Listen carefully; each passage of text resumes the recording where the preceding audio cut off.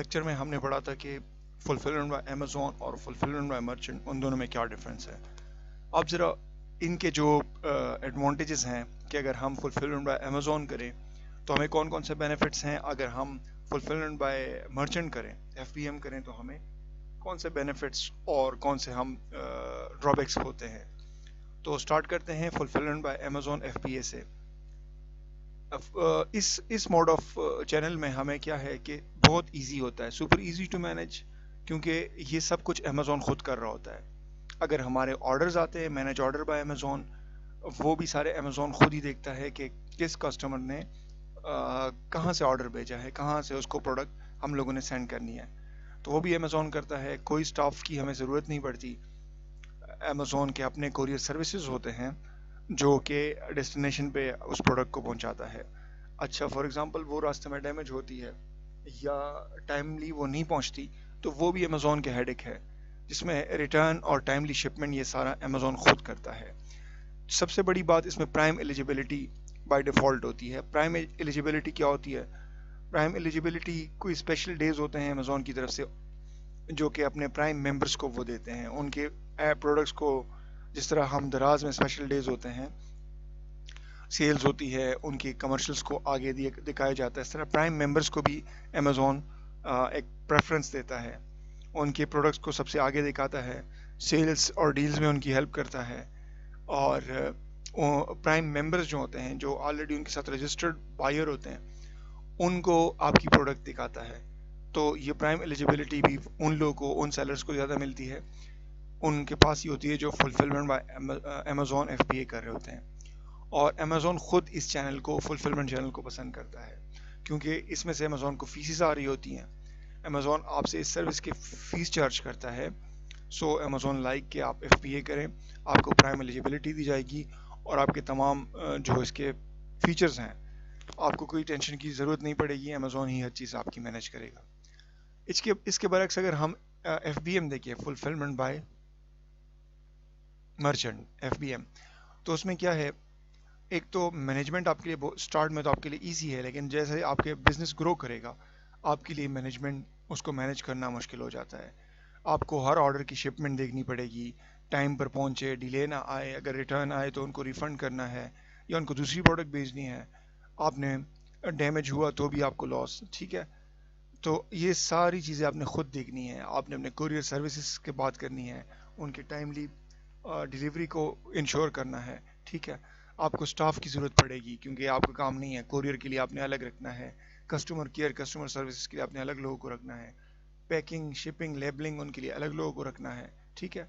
Late shipment के बहुत सारे इश्यूज आते हैं इसमें, और एक प्राइम एलिजिबिलिटी के लिए आपको बहुत लंबे कतार में इंतज़ार करना पड़ता है, जो कि एफबीएम को भी मिलता है, लेकिन उसके लिए कुछ कंडीशंस हैं। आपकी 3.5 रेटिंग हो, क्वालिटी पे कोई कंप्रोमाइज़ ना हो, आपका वीटीआर वैलिड ट्रैकिंग नंबर्स आप हर शिपमेंट में दे रहे हो, आपकी कोई रिटर्न्स ना आए, आपको नेगेटिव फीडबैक ना आए, तब आप प्राइम एलिजिबिलिटी या प्राइम मेंबर्स के लिए, बैच के लिए आप नॉमिनेट होते हो और आपको बैच मिलता है।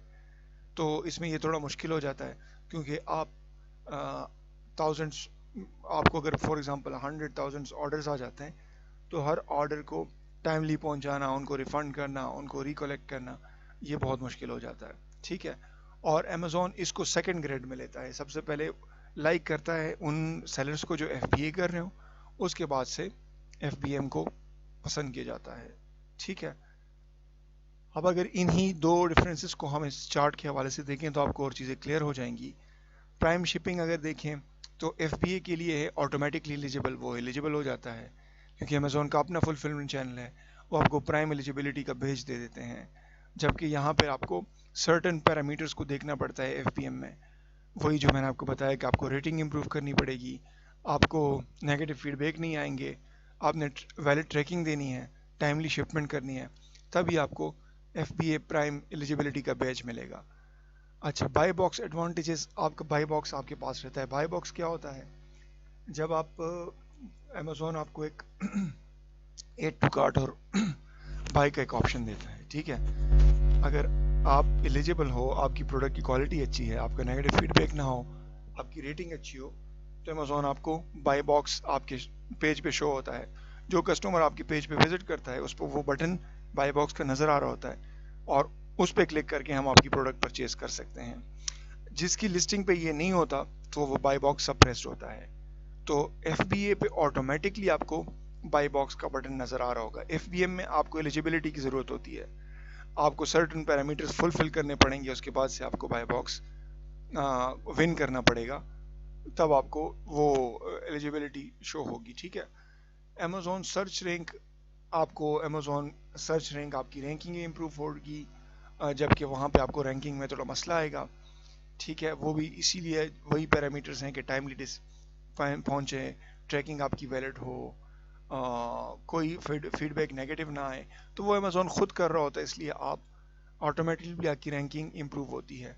कस्टमर सर्विस सारे अमेज़ॉन की रिस्पॉन्सिबिलिटी है, कस्टमर्स को फीडबैक देना, कस्टमर को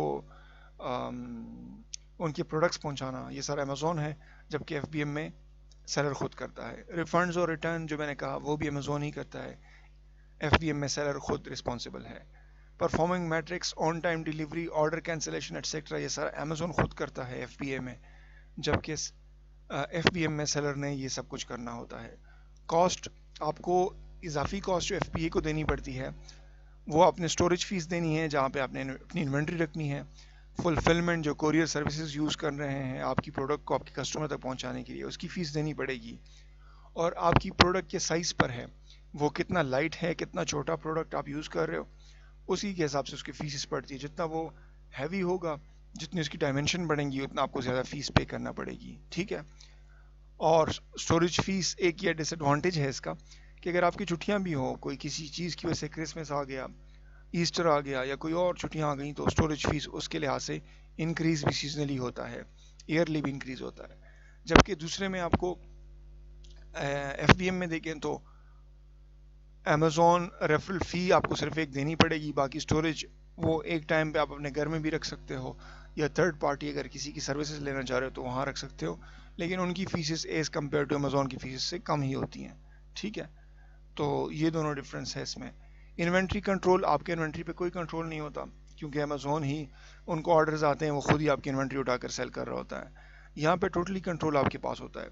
अगर फॉर एग्जांपल आपके पास 5 यूनिट बच जाते हैं तो आप अपनी इन्वेंट्री पे लिमिट लगा लेते हो, यार बस ठीक है 2, या बाकी इन्वेंट्री को आप स्टॉप करवा लेते हो। जबकि FBA के चैनल में ऐसा नहीं है, आपने इन्वेंट्री उनके वेयर हाउस में रख दी, आपके ऑर्डर्स आने तक अमेज़ॉन उठाकर आपकी इन्वेंट्री को सेल कर रहा होता है। कस्टमर एक्सपीरियंस, आपको कस्टमर का एक्सपीरियंस बहुत कम रहता है, क्योंकि अमेज़ॉन खुद ही उनको डील कर रहा होता है, और FBM में आपको कस्टमर का एक्सपीरियंस ज़्यादा होता है, कस्टमर क्या कहते हैं, उनकी डिलीवरी, उनके साथ कॉन्टैक्ट आपका ज़्यादा रहता है, क्योंकि आप ये सारी सर्विसेज उनको खुद दे रहे होते हो। Inbound packaging and labelling requirement, आप प्रोडक्ट्स पर लेबल जो है वो भी अमेज़ॉन के स्टैंडर्ड के हिसाब से होती है, इतना साइज़ है तो उस पर कितना लेबल लगेगा, और कौन कौन से लेबल्स लगेंगे, SKU लेबल्स कौन से हैं, आइटम लेबल जिसे बोलते हैं, और शिपमेंट लेबल्स, ये सारी चीज़ें आपने अमेज़ॉन के स्टैंडर्ड के हिसाब से लगानी पड़ती हैं। जबकि यहाँ पे आप अपने मर्ज़ी से वो लेबल कॉपी क्रिएट कर लेते हो, वो आप लगा लेते हो, और अपनी मर्ज़ी से अपने सेलर्स को, अपने कस्टमर्स को सेंड कर देते हो। तो FBM में आपको ऐसे कोई रिस्ट्रिक्शन की ज़रूरत नहीं पड़ती। ठीक है, तो होप सो कि ये दोनों डिफरेंसेस आपको भी क्लियरली वाज़ेह हो गया होगा कि FBA चैनल और FBM चैनल में क्या डिफरेंसेस हैं, और दोनों के क्या एडवांटेजेस या कौन कौन से डिसएडवांटेजेस हैं। ओके।